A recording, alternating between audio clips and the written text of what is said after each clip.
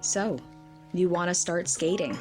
Or maybe you already do and you just want some help with things. Either way, it's super exciting and okay because you came to the right place. I'm going to show you how to choose the best board for you, which is super important and an extremely exciting process in any step of your skating journey. So, I encourage you to take this advice with a grain of salt. Know that every skater is different, which in turn also means everyone will have their own reasons as to why and how they want to skate.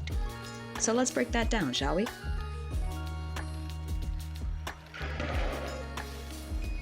Really, why is it that you want to skate? Is it to cruise around? Maybe it's to get from point A to point B, or maybe it's something a little bit more. Something like testing your body physically and doing tricks. Maybe it's for all those things. Maybe none of them. It's for you. So it's really important to break that part down. The reason I ask is because your answers, believe it or not, actually dictates what sort of board you should be getting. And that's something that's very important, don't you think? Looking at what sort of movements you want to do with your board, how and what you want to do with your board is, well, that's the bread and butter. Take longboards, for example. They're fantastic for longer-winded rides and can typically handle terrain a lot better than the average skateboard can, with lesser energy too. Look at my skateboard. I'll show you another clip of what 1 or 2 pushes can do on that skateboard versus what you can see here with 1 to 2 pushes. I'm still going, comfortably. So a lot lesser energy is used with this versus a skateboard.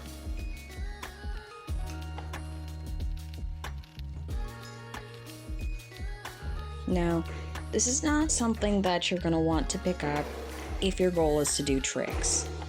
Not to say it's impossible to do, but it will take you a lot more energy to perform these tricks on a longboard than the traditional skateboard.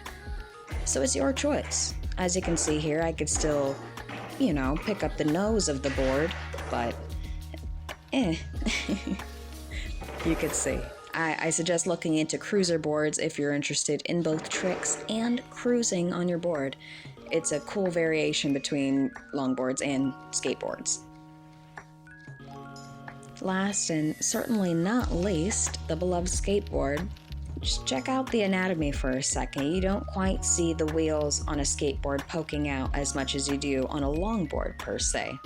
And you definitely feel that in the balance as you're going. Here's that clip that I mentioned earlier. See how just 2 pushes, I'm already coming to a standstill on my skateboard versus on that longboard before, I was cruising for some time.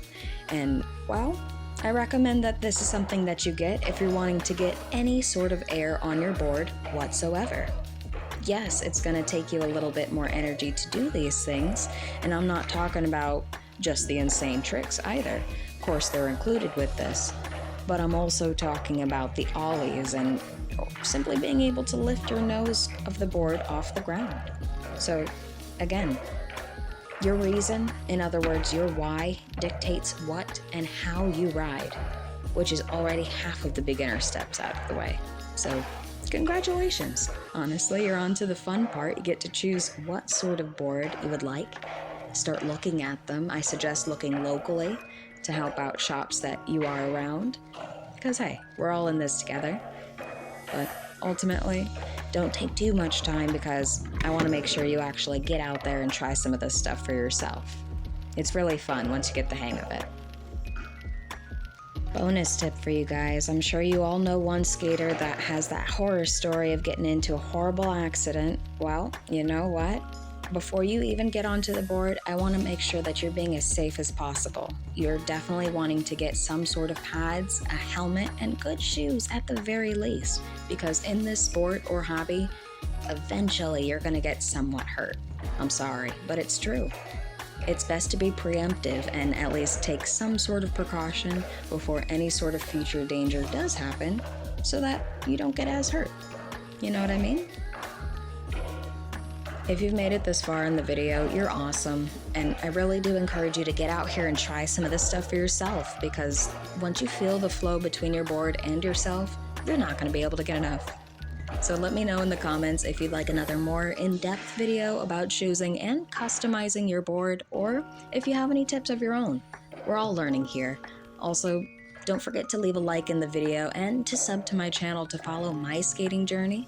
I've been posting my progress so far, and most importantly, please guys, have fun out there. Be safe.